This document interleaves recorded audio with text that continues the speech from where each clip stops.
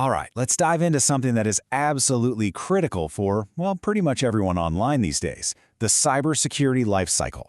You can think of it as your own personal game plan for navigating the digital world safely. So, let me ask you this. How are you protecting your most valuable stuff online? And I'm not just talking about a strong password, though that's a start. I'm talking about having a real strategy. So, you know what? Let's build one together, right now. Here's a quick look at our roadmap for this. First, we'll talk about the overall game plan. Then, we'll jump into the blueprint, the stuff you do before things go wrong. After that, we'll cover how to handle a crisis, what to do when the dust settles, and finally, how this all looks in the real world. Let's get to it. Now, to make all of this super easy to understand, we're going to use a simple analogy. Just imagine you own this priceless, gorgeous antique car. You wouldn't just park it on the street with the keys in it and hope for the best, right? Of course not. You'd have a plan.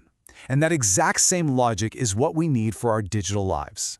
And that plan, it has 5 core phases that you see here. We've got identify, protect, detect, respond, and recover. But here's the most important part. Look at how they're arranged.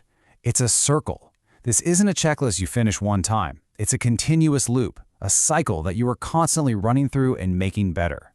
So let's start at the beginning of our journey, building the blueprint. These are the foundational steps, the prep work you do long before you ever have to deal with a problem. And phase 1 is to identify. Now this might sound super obvious, but it's probably the most skipped step. You simply cannot protect what you don't even know you have. This is all about taking a detailed inventory. So, for our classic car, you'd know its exact make and model, you'd know where it's parked, and you'd probably know that, hey, those old school door locks are a real weak spot. Well, in the digital world, it's the same idea. It means listing out your most important data, we're talking financial records, customer info, and your key systems like your website or email, and really understanding where the dangers are. So once you know what's valuable and where it's vulnerable, the next step is pretty logical, right? You protect it. This is where you actually start building your defenses based on what you just figured out. And this just makes perfect sense with our analogy.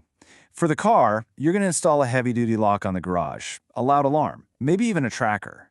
For your digital life, the equivalent is putting up firewalls, which are like a digital security guard for your network, using multi-factor authentication, that's when you need a code from your phone to log in, and using encryption to scramble your data so it's totally useless if someone does manage to steal it. Okay, so we've moved from preparation to action. This next part is all about what happens when an incident is actually in progress. Welcome to the crisis phase. The key word for this phase is active. Detection isn't about setting up an alarm and then just hoping it goes off. It's about constant vigilance, always watching for even the smallest signs that something isn't quite right. Going back to our car, detection means having security cameras or motion sensors that send an alert right to your phone the second they pick something up. Digitally, that means having 24/7 monitoring systems that can spot weird stuff, like someone trying to log into your account from another country, or a massive amount of your data suddenly being downloaded at 3 a.m. Okay, the alarm is blaring. The system has detected something. Now what? This is the respond phase, and it's all about what you do in that critical moment. Because let me tell you, panic is not a plan. What you need is a clear, pre-written set of actions. A good response isn't about chaos. It's a very structured process. First, you contain the problem. You stop it from spreading, maybe by taking a server offline. Then, you eradicate the threat, get rid of it completely. After that, you investigate to figure out how in the world it happened. And finally, you communicate, letting everyone who needs to know what's going on. The immediate crisis has passed, which brings us to the aftermath. This phase is all about getting back to business as usual and, maybe more importantly, learning from what just happened. So recovery is really a 2-part process. The first part is obvious. You got to restore your systems, get your data back, and get everything up and running again. But the second part is what makes this whole thing a cycle that works. You have to improve your defenses based on what you just learned from the incident. I mean, if someone broke into your garage and damaged your car, you'd repair the car, sure. But you would also absolutely upgrade that flimsy old lock that let them in, wouldn't you? It's the exact same here.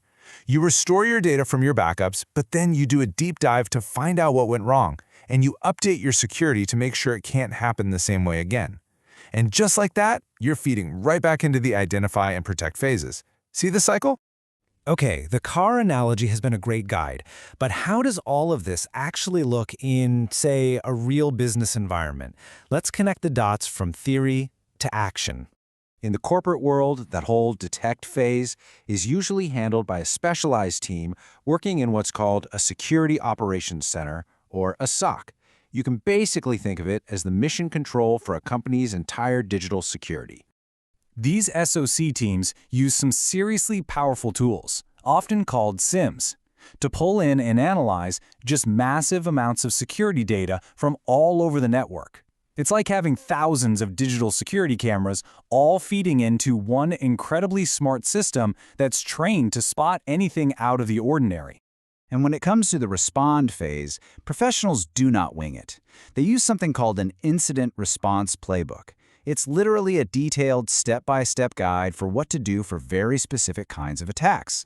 A good playbook just takes all the guesswork and panic out of a crisis. It spells out exactly who you need to call: legal, IT, PR, what systems to shut down immediately, how to talk to your customers, and maybe the most critical part, the exact order everything needs to happen in.